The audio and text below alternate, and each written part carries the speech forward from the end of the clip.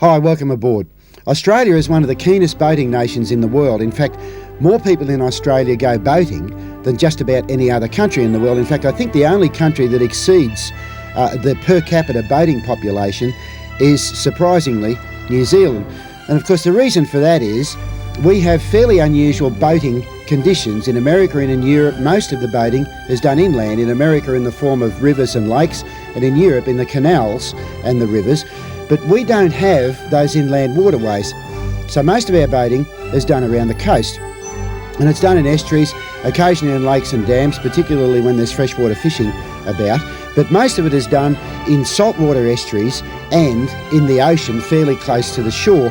Now, that has led to a type of boat being developed and built in Australia, which is second to none in the world. Our marine industry turns out a huge range of absolutely superb products, and that holds true of the large manufacturers and particularly in later years the smaller manufacturers who, rather than sort of trying to emulate the larger manufacturers and take some of their market away, will generally concentrate on a specific area of the market and build a boat that is specialised for that area, such as large centre console fishing boats and that sort of thing.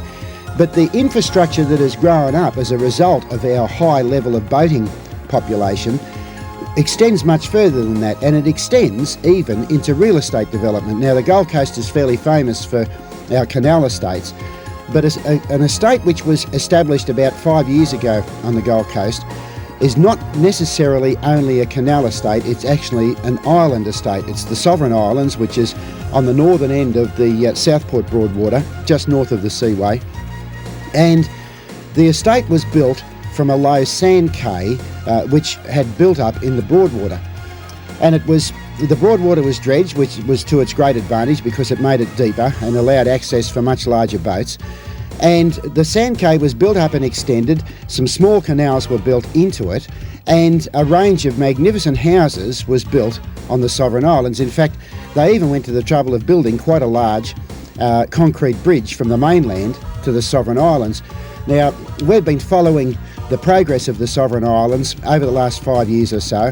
I was really quite fascinated to see the way in which the sand cay itself was engineered and built up into an island. And the development has gotten to the stage where stage one is now finished and is established, and people have been living there for quite a long time. And stage two has now been built up and is about to be built upon. And again, retaining walls were built.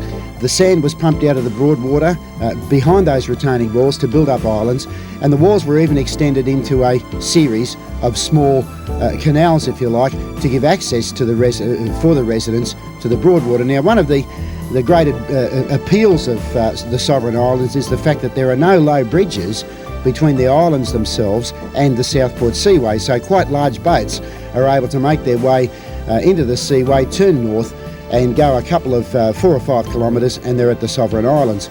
It has very easy road access to Surfers Paradise and Southport themselves. The road runs down the edge of the Broadwater and is very, as I said, very easy access. And they have an outlook which is really quite unique, because looking south you'll have an uninterrupted view of the skyline of Surfers Paradise.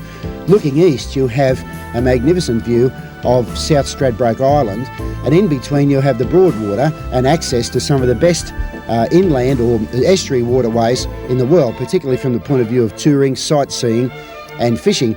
And a lot of the residents of the Sovereign Islands use their boats to spend weekends on the Broadwater.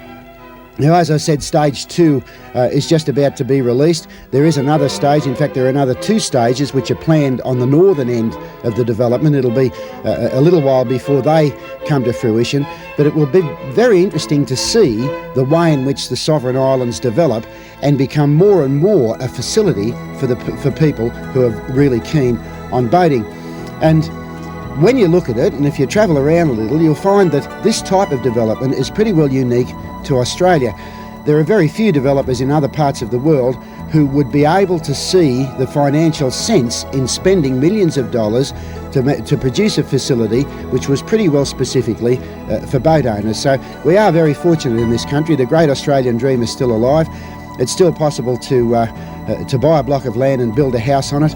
And it's still possible, if you work hard and generate your own values and perhaps hopefully are profitable in whatever you do, to aspire to living on a place such as the Sovereign Islands, although I have to say that the developers have looked very carefully at the way in which they offer the islands and also at their price structure, and it's my impression that the Sovereign Islands, with the release of this next stage, is a lot more affordable than the original concept might have suggested. So I would suggest that the development will fill up fairly quickly, and that a whole wider range of people will be able to enjoy the magnificent facilities offered by this type of development. So if you've got a boat and you own a house, it mightn't be a bad idea to have a nose around and just see if it's possible for you to combine your way of life with quality of life, and perhaps live a little closer to the water so that you can enjoy your boat